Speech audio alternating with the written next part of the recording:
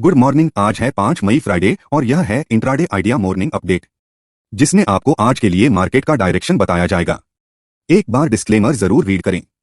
तो आइए देख लेते हैं आज के लिए कैसा रहेगा पूरे दिन का मार्केट सेटअप। पिछले दिन की थोड़ी सी गिरावट के बाद बाजार में उछाल आया क्योंकि अमेरिकी फेडरल रिजर्व ने संकेत दिया कि वे जल्द ही इंटरेस्ट हाइक साइकिल को रोक सकते हैं, जिससे 4 मई को दलाल स्ट्रीट पर इन्वेस्टर का पार्टिसिपेशन बढ़ गया। निफ्टी 50 दिन के अंत में 165.95 या 0.92% की तेजी के साथ 18,255.80 पर बंद हुआ। बीएसई का प्रमुख सेंसेक्स 555.95 अंक या 0.91% चढ़कर 61,749.25 पर पहुंच गया। फेड द्वारा व्यापक रूप से अपेक्षित दर वृद्धि और कंसिस्ट फोर्जिन सपोर्ट के बाद घरेलू इक्विटी ने अपनी तेजी की गति को फिर से शुरू किया। ब्रॉडर मार्केट में भी अच्छी खरीदारी देखी गई क्योंकि निफ्टी स्मॉल कैप 100.79% बढ़ा, जबकि mid cap space benchmark Nifty mid cap 100.58% चढ़ा। सेक्टोरल मैट्रिक्स ज्यादातर पॉजिटिव था। निफ्टी एफएमसीजी एकमात्र सेक्टरल इंडेक्स था जो 0.13% की गिरावट के साथ बंद हुआ। सबसे बड़ा प्रॉफिट निफ्टी फाइनेंशियल सर्विसेज था जो 1.55% बढ़ा और उसके बाद निफ्टी मेटल और निफ्टी पीएसयू बैंक रहे। 7 बजे की क्लोजिंग के हिसाब से एसजीएक्स निफ्टी ट्रेड कर रहा नेगेटिव 35 पॉइंट्स 18,250 के लेवल पे एंड ग्लोबल मार्केट में भी गिरावट देखी गई। मिले जुले डेटा का सेगमेंट को देखते हुए उम्मीद है कि अपना इंडियन मार्केट फ्लैट ओपन होने की संभावना है। सीबीओई वोलेटाइल इंडेक्स, जिसे वॉल स्ट्रीट के डर गेज के रूप में भी जाना जाता है, 21 अंक तक बढ़ गया, जो मार्च के एंडिंग से हायर है। S&P 500 0.72% गिरकर 4,061.22 अंक पर बंद हुआ। यह गिरावट का चौथा ट्रेडिंग सेशन था। फरवरी के बाद से इस तरह की पहली गिरावट है। नैस्डैक 0.49% गिरकर 11,966.40 अंक पर आ गया, जबकि डॉव जोन्स इंडस्ट्रियल एवरेज 0.86% गिरकर 33,127.74 अंक पर आ गया।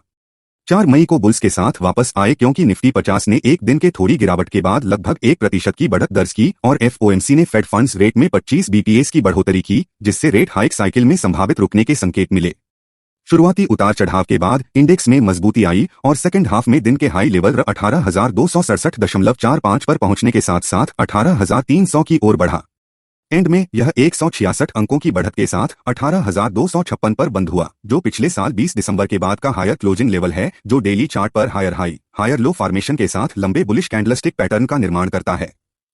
Momentum indicators RSI, relative strength index और MACD moving average convergence divergence ने भी पॉजिटिव इंडिकेशन दिखाया। लॉन्ग बुल कैंडल पैटर्न बिना किसी डाउनसाइड करेक्शन के बाजार में एक मजबूत अपसाइड मोमेंटम का इंडिकेशन देता है। हमें लगता है कि निफ्टी अब लगभग 18,200 से 18,300 के इंपोर्टेंट रेजिस्टेंस एरिया के तेजी से ऊपर की ओर ब्रेकआउट देखने के लिए तैयार है।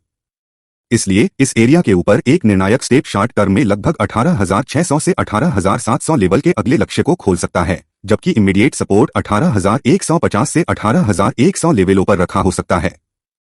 साप्ताहिक ऑप्शन डेटा ने यह भी इंडिकेशन दिया कि 18,300 स्ट्राइक 18,200 स्ट्राइक, जिसमें अधिकतम कॉल ओपन इंटरेस्ट है, निफ्टी 50 के लिए 18,300 स्ट्राइक पर सार्थक कॉल राइटिंग के साथ आगे की तेजी देखने के लिए इंपोर्टेंट लेवल है।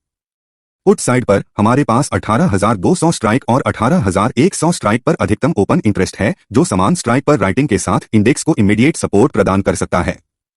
बैंक निफ्टी ने 43,500 के इंपोर्टेंट रेजिस्टेंस एरिया को भी तोड़ दिया है। वोलेटाइल के शुरुआती घंटे के बाद बैंकिंग इंडेक्स भी तेजी में आ गया और सेकंड हाफ में 43,740 के एक दिन के हाई लेवल पर पहुंच गया। यह 43,685 पर बंद हुआ, जो पिछले साल 14 दिसंबर के बाद का हायर लेवल है। 373 अंक ऊपर और डेली चार्ट पर बुलिश कैंडलस्टिक पैटर्न बना। 44,151 के अपने लाइफ टाइम हाई की ओर बढ़ने की संभावना है। नीचे के ओर 43,200 से 43,000 लेवल सपोर्ट एरिया के रूप में कार्य करेगा। अब बैंक निफ्टी पिछले साल दिसंबर के रिकॉर्ड लेवल से 466 अंक दूर है।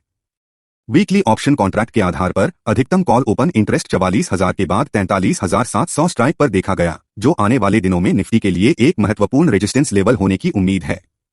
वीकली ऑप्शन कॉन्ट्रैक्ट के आधार पर अधिकतम पुट ओपन इंटरेस्ट 43,500 के बाद 43,400 स्ट्राइक पर देखा है, जो आने वाले दिनों के लिए एक महत्वपूर्ण सपोर्ट लेवल होने की उम्मीद है।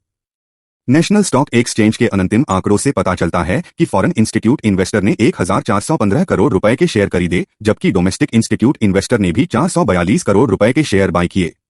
4 मई को इंडिया विक्स, जो बाजार में अपेक्षित अस्थिरता को मापता है, अगेन मामूली गिरावट के बाद 11.73 के लेवल पर था। Today board meeting. Bharat forge, federal bank and Piramal enterprise के लिए अगली बोर्ड बैठक आज 5 मई 2023 को ऑडिटेड रिजल्ट और डिविडेंड के उद्देश्य से है। नेशनल स्टॉक एक्सचेंज ने 5 मई के लिए अपनी F&O प्रतिबंध सूची में मणप्पुरम को बरकरार रखा है एंड GNFC स्टॉक को जोड़ा है। F&O खंड के तहत प्रतिबंधित प्रतिभूतियों में वे कंपनियां शामिल हैं जहां डेरिवेटिव कॉन्ट्रैक्ट बाजार की व्यापक स्थिति सीमा के 95% को पार कर चुके हैं। प्लीज वीडियो को लाइक एंड चैनल को सब्सक्राइब करें। Thanks for watching video. Happy trading.